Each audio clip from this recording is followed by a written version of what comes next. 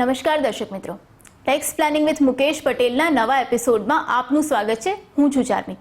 દર્શક મિત્રો, ગયા એપિસોડમાં આપણે વાત કરી કે નિવૃત્તિ સમયે તમને જે પણ મળે છે પેન્શન, ગ્રેજ્યુઇટી, એ બધાનું કઈ રીતે આયોજન કરવું. પણ આ બધાનું આયોજન કરવા માટે સૌથી પહેલાં તો જ્યારે તમે પ્રવૃત્તિ કાળમાં હોવ, એટલે કે તમારા ઓફિસ દરમિયાનના જે વર્ષો છે એ વર્ષોમાં જ તમારે નિવૃત્તિ કાળ દરમિયાનનું આયોજન કરવું પડે છે. તો જ તમને નિવૃત્તિ કાળમાં સારા ફળ ચાખવા મળે છે. અને એના માટેનું એક સૌથી સારું સાધન છે એનપીએસ. એનપીએસ શું છે, એમાં કઈ રીતે રોકાણ થાય, કોણ કોણ રોકાણ કરી શકે, એનો લાભ કઈ રીતે લઈ શકાય, એ દરેક વિશે આજે વાત કરીશું. પણ એ પહેલા જોઈ લઈએ ટેક્સનું ટાઈમ મેનેજમેન્ટ. તો મુકેશભાઈ, ટેક્સનું ટાઈમ મેનેજમેન્ટ કરવાનો સમય આવી ગયો છે, કારણ કે 31 માર્ચ નજીક આવી રહી છે. તો શું શું ધ્યાન રાખવું જોઈએ, શું શું કરી લેવું જોઈએ અત્યારે? જો આવકવેરા કાયદાની ભાષામાં જો ટાઈમ મેનેજમેન્ટની વાત કરીએ તો આ 31મી માર્ચ પૂર્વે તમે ફૂલ ન બનો એ માટે ધ્યાનમાં રાખવાની વાત એ છે કે જેને હું કહું છું કે આવકવેરા રિબેટની લક્ષ્મણ રેખા આ બધા જ કરદાતાઓ માટે લાગુ નથી પડતી, પણ અનેક કરદાતાઓના કેસમાં લાગુ પડે, જે બોર્ડર લાઇન કેસીસ છે. બોર્ડર લાઇન કેસીસ એટલે આજે આપણે જાણીએ છીએ દર્શક મિત્રો કે ₹5 લાખની કરપાત્ર આવક વ્યક્તિગત કેસમાં, જે ભારતનો રહીશ હોય એ કરદાતાના કેસમાં 5 લાખથી ઓછી આવક હોય તો 0 ટેક્સ. પણ જો 5 લાખ ઉપર ₹1 આવી ગયો તો 2.5 લાખ રૂપિયાથી ટેક્સ શરૂ થાય અને આવકવેરા રિબેટ કોઈ મળે નહીં. એક દાખલો આપીને કહીએ ચાર્મિયા, માની લો કે તમારી આવક 5 લાખ ને 5,000 રૂપિયા બરાબર થઈ છે. હવે આ 5,000 ઉપર સીધો 5,000નો જ વેરો આવે ભરવાનો, સમજો તમે. પણ આજે તમે જો એમ વિચારો કે ભાઈ મારે એપ્રિલ મહિનામાં આમ પણ મારો મેડિકલ ચેકઅપનો ટેસ્ટ છે, આ વર્ષે તો હજી મેં ટેસ્ટના કોઈ ખર્ચો કર્યો નથી, તો 5,000 રૂપિયા જે હું આવતા વર્ષે કરી શકત એ મારા 80D ની લિમિટ ખુલ્લી છે, તો why not utilize it this year. આ તો એક નાનકડો દાખલો છે. 80C છે, બીજી અનેક કલમો છે કે જેમાં ક્યાંક ને ક્યાંક છેવટે બીજું કંઈ નહીં તો ક્યાંક દાન આપીને પણ તમે આ રિબેટની લક્ષ્મણ રેખા ઓળંગાય નહીં એનું તમે આયોજન કરી શકો. ચોક્કસ. તો મુકેશભાઈ, આ સિવાય જો રિટર્ન ભરવાનું રહી ગયું હોય, 31 માર્ચ છેલ્લો સમય હોય છે, તો એ લોકોએ શું ધ્યાન રાખવું જોઈએ? તમે આ 20-21 નું રિટર્ન ભરવા માટે તો તમને જાન્યુઆરી સુધી સમય આપવામાં આવ્યો, પરંતુ રિટર્ન રહી ગયું હોય તો તમે જાણો છો કે 31મી માર્ચ પછી તો ભરી શકાતું જ નથી. અત્યારે તો કદાચ તમે ભરો તો થોડોક ફાઇન સાથે પણ તમે ભરી શકો છો. After that your doors are closed. અને રિટર્ન ન ભરવાના જે તમને કોન્સિક્વન્સીસ છે તે કેન બી વેરી સિવિયર. એવું પણ બને ચાર્મી કે રિટર્ન ભર્યું છે અને આપણને ધ્યાનમાં આવે કે કંઈક ભૂલ છે, સુધારી લેવી છે, રિવાઇઝ કરવું છે, તો એ માટે પણ આ ટાઈમ મેનેજમેન્ટ ઇઝ ઇમ્પોર્ટન્ટ. કારણ કે 31મી માર્ચ સુધીનો જ ટાઈમ છે. ત્યાર પછી તમે રિટર્ન ફાઇલ તો નથી જ કરી શકતા, પણ રિવાઇઝ પણ, ભરેલું રિટર્ન રિવાઇઝ પણ નથી કરી શકતા. ઓકે. અને મુકેશભાઈ, બીજી એક વાત જે તમે કહ્યું કે તમે પાછળથી હજુ ટાઈમ છે 31 માર્ચ સુધી રોકાણ કરી શકો, પણ હવે એટીસીમાં ધારો કે રોકાણ કરવું છે પણ પૈસા નથી, નાણાંની તંગી છે, તો એવા સમયે કોઈ ઓપ્શન ખરો કે મારે રોકાણ પણ બતાવવું છે, કર છૂટનો લાભ પણ લેવો છે, પણ પૈસા નથી? માની લો કે તમારું પોતાનું પીપીએફ નું તમે રોકાણ કરેલ છે અગાઉના વર્ષોમાં. તમે જાણો છો એમ દર્શક મિત્રો, 6 વર્ષ પછી તમે પીપીએફ માંથી ઉપાડની તમને સગવડ છે. પીપીએફ માંથી ઉપાડ કરો છો એના ઉપર કોઈ ટેક્સ લાગતો નથી. અને પીપીએફ માંથી ઉપાડ તમે આજે એમ સમજો કે 31મી માર્ચે સવારે ઉપાડ કર્યો ને 31મી માર્ચે બપોરે જે ખૂટતી રકમ એટીસીમાં ભરી દીધી, તો એના એ જ પૈસા જમણેથી ડાબે ખિસ્સે તમે પૈસા ટ્રાન્સફર કર્યા, પણ એટીસીના ડિડક્શન માટે તમે થઈ ગયા એલિજિબલ. એટલે જેમ આપણે પેલી એક ટર્મિનોલોજી છે ને, રીસાયકલ, એટલે તમારા પોતાના જ સેવિંગ્સને રીસાયકલ કરીને જો આ લિક્વિડિટીનો પ્રોબ્લેમ હોય તો તમે યુ કેન રિઝોલ્વ ધેટ. હવે મુકેશભાઈ વાત કરીએ એનપીએસની, જેના વિશે આજે આપણે સૌથી વધુ વાત કરવાના છીએ અને દર્શકોને જણાવવાના છીએ. તો એનપીએસ એક્ઝેક્ટલી શું છે અને કઈ રીતે કયા કર્મચારીઓ કોણ એમાં રોકાણ કરી શકે? એનપીએસ એટલે કે નેશનલ પેન્શન સ્કીમ, અથવા જ્યારે આવી ત્યારે એને ન્યૂ પેન્શન સ્કીમ તરીકે કહેવાતી હતી. Basically it started for two purposes. એક તો સરકારે એમ વિચાર્યું કે ભાઈ હવે અમારા કર્મચારીઓને પેન્શન આપવાની જવાબદારી હવે ચાલુ રાખવી નથી. એટલે જે જૂના છે અગાઉના એમને માટે અમે આપીશું સગવડ. પણ જ્યારથી એનપીએસ અમલમાં આવ્યો ત્યારથી એમણે કહ્યું કે હવે ત્યાર પછીની તારીખથી જોડાતા કોઈ પણ નવા સરકારી કર્મચારીઓના કેસમાં એમને પેન્શનનો લાભ મેળવવો હોય તો એમણે પોતે એનું આયોજન કરવું પડે. એટલે that is how the NPS was Born. બીજું, ચારમી, આપણે ત્યાં સોશિયલ સિક્યોરિટી નથી. એટલે સરકારનો એક અભિગમ એ પણ હતો કે ભાઈ તમે એક એવી યોજના કરો કે જ્યાં જે માલિક છે એના દ્વારા પણ કંઈક ફાળો આપવામાં આવે, કર્મચારીને પણ ઓપ્શન આપો કે he can contribute to that, give some deductions. જ્યારે તમે રોકાણ કરવા માટેના ઇન્સેન્ટિવ્સ આપો કલમ 80C હેઠળ, અને આ જે તમને ઇન્સેન્ટિવ્સ આપવામાં આવે એની સાથે તમે કેટલીક કરમુક્તિઓ પણ, સંપૂર્ણ કરમુક્તિ નહીં. એટલે બેઝિકલી આપણી અન્ય સ્કીમો જે છે, દાખલા તરીકે પીપીએફ, એમાં ઈ છે, એટલે તમે મૂકો ત્યારે એક્ઝમ્પશન, એ ગ્રો થાય ત્યારે પણ એક્ઝમ્પશન, અને પાકે ત્યારે પણ એક્ઝમ્પશન. આ NPS is on the EET model. એટલે કે એક્ઝમ્પ્ટ પછી ઉપાડના સમયે અમુક નિયમોને આધીન એને ટેક્સેબલ કરવું. અપાર્ટ ફ્રોમ ડેટ, આ જે બોન્ડ્સ છે, ઇક્વિટીઝ છે, એ બધામાં પણ રોકાણ થાય. એટલે જ્યારથી એનપીએસ શરૂ થઈ ત્યારથી એક અનુભવ એ છે કે એનપીએસમાં જે લોકો પોતાનું રોકાણ અમુક કરતા હોય છે they get much better returns also. અને એમાં નિયમ એવો છે કે જે યંગર એમ્પ્લોયી હોય એને આજે લાંબો કાળ એને વિતાવવાનો છે, એટલે ત્યાં આગળ ઇક્વિટીનું પ્રોપોર્શન એ લોકો વધારે રાખે છે, ડેટ અને બોન્ડ્સનું પ્રોપોર્શન ઓછું હોય. જો કોઈ મોટી ઉંમરે જોડાય આમાં એનપીએસમાં તો એ લોકો, એટલે જે આમાં પીએફઆરડીએની જે એની ઓથોરિટી છે એ લોકો ખૂબ આયોજનપૂર્વક આ નાણાં, અને આમાં કરદાતા પોતે પણ, કર્મચારી પણ કહી શકે છે કે ભાઈ મારે મારા રોકાણોમાં આ પ્રકારનું મોડેલ એક અપનાવવું છે. એટલે there is a lot of flexibility in this. Mukeshbhai, NPS પર જે એનપીએસના માલિકનું જે કન્ટ્રીબ્યુશન હોય છે એના પર કરપાત્રતાની શું જોગવાઈ છે, એને લઈને સવાલ આવે છે નિધિબેન ઠાકરનો. મારે એ જાણવું હતું કે કર્મચારીના ખાતામાં જે માલિકો એનપીએસની રકમ જમા કરે છે તો એને કર મુક્તિના કયા કયા નિયમો છે? Thank you.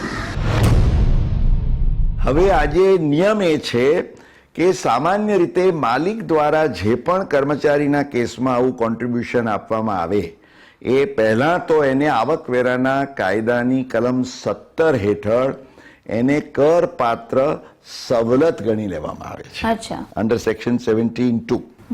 પણ એનાથી ગભરાઈ જવાની જરૂર નથી, કારણ કે જે કલમ 80CCD છે, this is a specialise section on the NPS, એની જે સબસેક્શન 2 છે એ હેઠળ એવી સ્પષ્ટતા કરવામાં આવી છે કે જો માલિક દ્વારા જે ફાળો આપવામાં આવે છે એ કર્મચારીના પગારના 10%ની મર્યાદામાં હોય તો એને સંપૂર્ણપણે કરમુક્ત ગણવામાં આવશે. એટલે there will be no tax on that. એટલે દાખલા તરીકે જે બેઝિક ને ડીએ ના મોડલ પર આપણે ગણીએ અને કોઈ પ્રાઇવેટ સેક્ટરનો એમ્પ્લોયી છે, આજે એનો 10 લાખ રૂપિયાનો આ બેઝિક ને ડીએ નો પગાર છે, તો એના 10% એટલે 1 લાખ રૂપિયા માલિક તરફથી જે ચૂકવવામાં આવે એના ઉપર કર્મચારીએ કોઈ ટેક્સ આપવાનો નથી. અને જો તમે કેન્દ્ર સરકારના કર્મચારીઓ હો તો તમારા મોંમાં ઘી સાકર, કારણ કે આપને ખ્યાલ છે કે હવે તો આને 14%, અન્ય લોકો માટે 10% છે, including even the state government servants, પણ સેન્ટ્રલ ગવર્મેન્ટના સર્વન્ટ્સ માટે સ્પેશિયલી 14% સુધી કેન્દ્ર સરકાર જે ફાળો આપે છે એને સંપૂર્ણપણે કરમુક્ત ગણવામાં આવે છે. આ તો થઈ માલિકના ફાળાની વાત, પણ કર્મચારી જે ફાળો આપે છે એના પર કરપાત્રતાની શું જોગવાઈ છે ને લઈને સવાલ આવે છે રાધિકાબેન મુદલિયારનો. એનપીએસ ખાતામાંથી કર્મચારી દ્વારા ઉપાડેલ રકમમાંથી ક્યારે અને કેટલા અંશે કરપાત્ર ગણાય છે?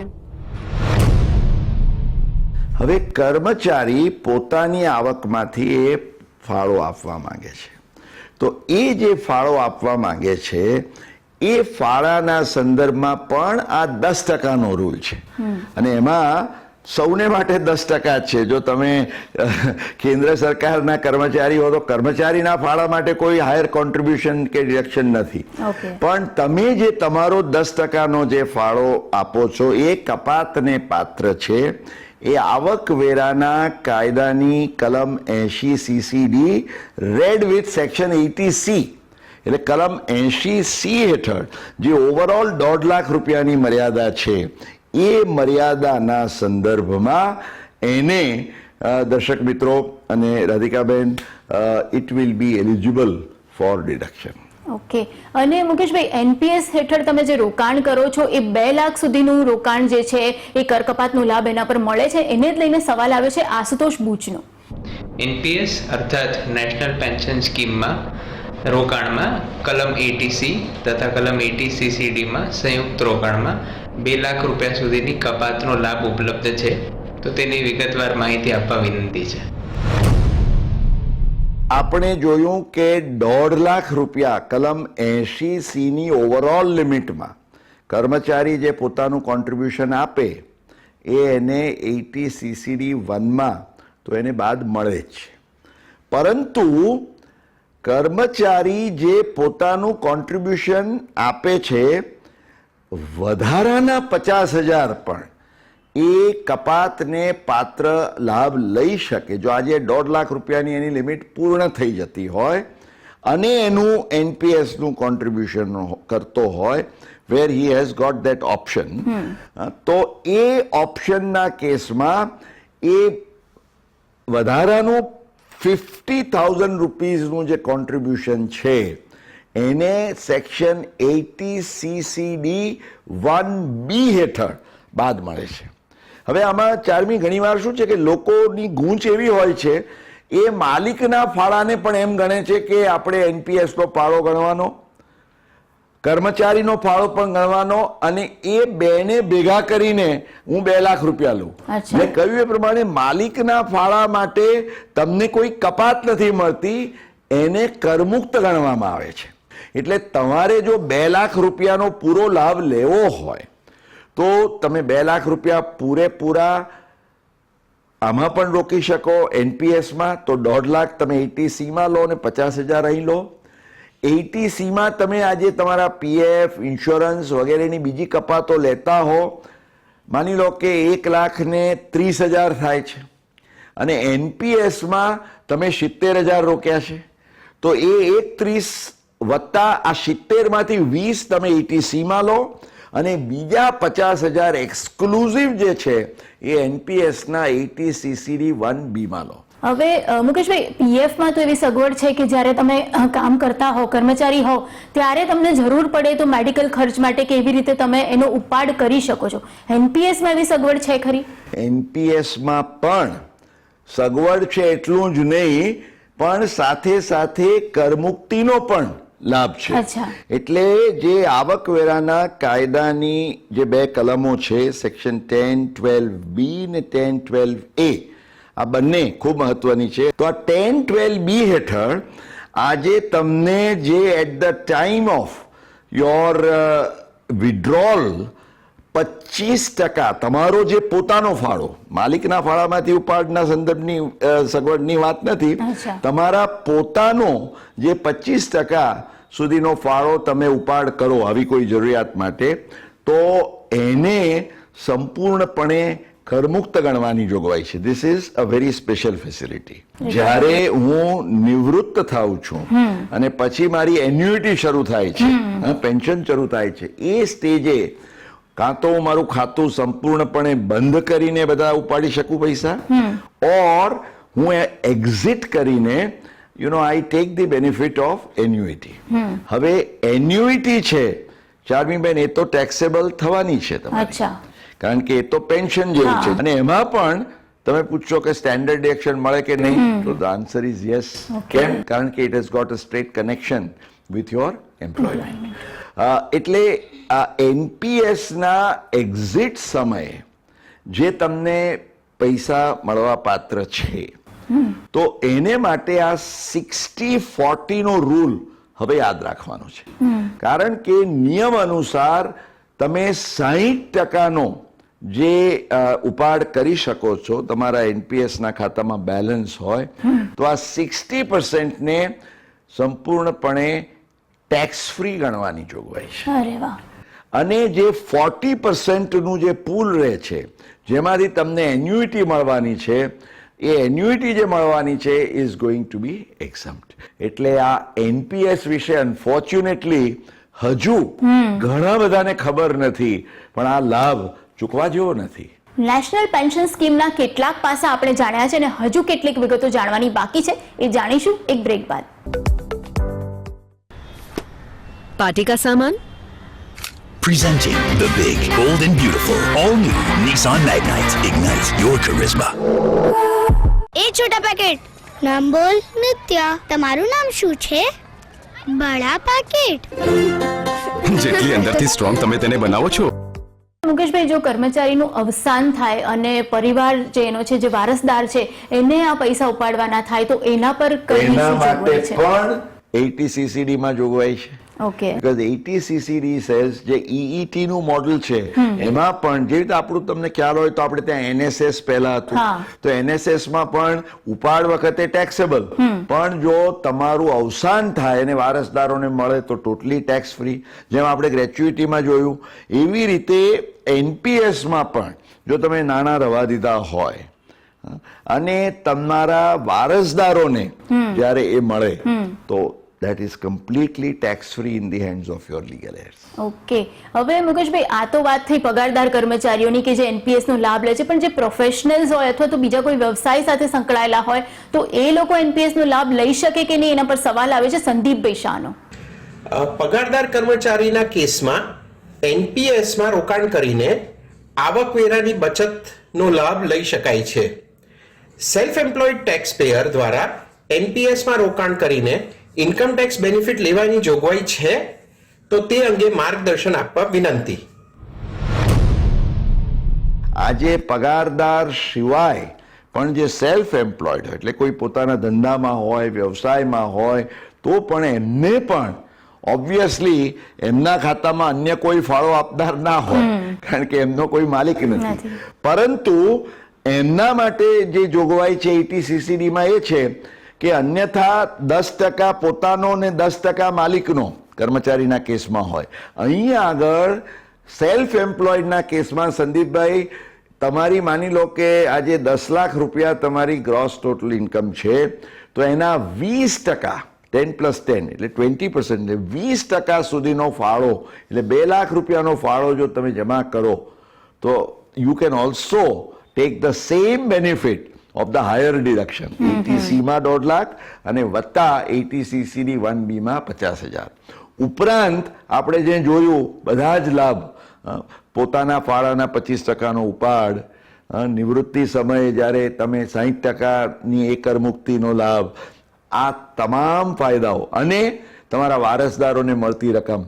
So all other benefits of NPS, they are also available, Charmi, in the case of self-employed people. ચોક્કસ. અને મુકેશભાઈ, એનપીએસ વિશે જેમ તમે આગળ વાત કરી એમ ઘણા બધા લોકોને હજુ જાગૃતિ નથી, અથવા તો લોકો એવું સમજે છે કે આ એક ટેક્સેબલ ઇન્સ્ટ્રુમેન્ટ છે એટલે એમાં રોકાણ નથી કરતા. તો ચોક્કસ આજના એપિસોડમાં આપે જે કોઈ સમજ આપી છે એનપીએસ ને લઈને, ચોક્કસ કર્મચારીઓ એનો ઉપયોગ કરતા થશે એવી આશા Even રાખીએ. self-employed. હા, self-employed. કર્મચારી શામેલ છે. ચોક્કસ. એટલે ચોક્કસ પગારનું આયોજન જ્યારે તમે રિટાયરમેન્ટનું આયોજન કરો છો ત્યારે ચોક્કસ એનપીએસ ને ખાસ ધ્યાનમાં રાખો, એ તમને આગળ ખૂબ જ મદદરૂપ થઈ શકે છે. તો દર્શક મિત્રો, એનપીએસ નેશનલ પેન્શન સ્કીમના લાભ અને તમને કઈ રીતે નિવૃત્તિ સમયે ઉપયોગી થઈ શકે એના વિશેની વાત આજે કરી. આવનાર એપિસોડમાં ટેક્સ પ્લાનિંગને લગતા અન્ય મુદ્દાઓ અને અન્ય ટોપિક્સની પણ વાત કરીશું. તો જોતા રહેજો tax planning with Mukesh Patel. અને હા, તમારા કોઈ પણ સવાલ હોય, કોઈ પણ મૂંઝવણ હોય તો એ વોટ્સએપ દ્વારા અથવા તો મેલ આઈડી નોંધ કરીને એના પર પણ તમે આ સવાલો અમને મોકલી શકો છો.